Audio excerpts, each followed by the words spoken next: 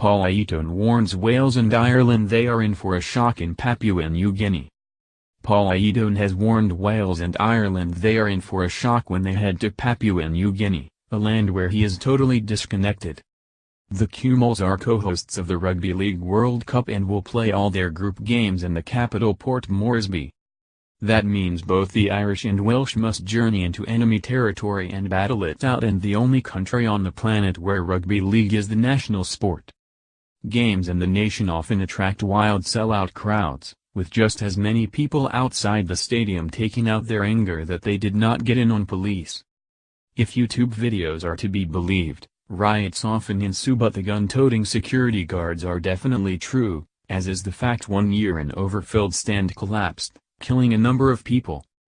And Catalan's hooker Aiton believes John Kears and Mark Aston's side should brace themselves for something completely different. "I think it will be both a shock and a great experience for them at the same time," he said. "It will be something just to see how much support PNG has for its rugby league side, and people certainly show it. The stadium in Port Moresby is new, so there will be no problems over that. Yes, there's a lot of bad stuff happens at matches and that needs to be cut out, but I've never had a problem when I've played there, and that's since 2004. Fans have come onto the field before, but nothing bad has ever happened. It's just the people want to touch the Australian players or the Kumuls they have seen on TV many times. It's very emotional playing for Papua New Guinea. In Papua New Guinea, you can feel everyone watching right there behind you, man, woman and child. Papua New Guinea may be ready for another rugby league explosion, not least because many of the Kumuls players come from the SP Hunters side that won this year's Queensland Cup.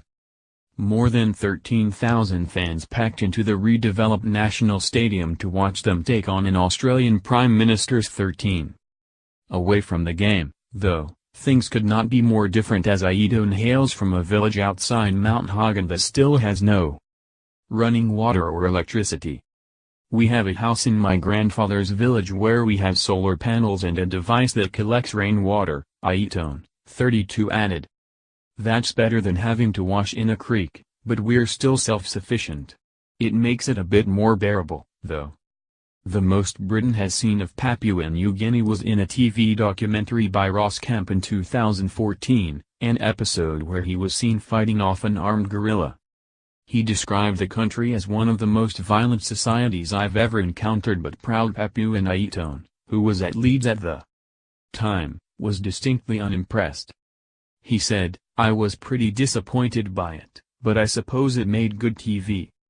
Straight away they went to all the places where people were drinking illegal alcohol 24/7. I know it's TV, but I thought it was pretty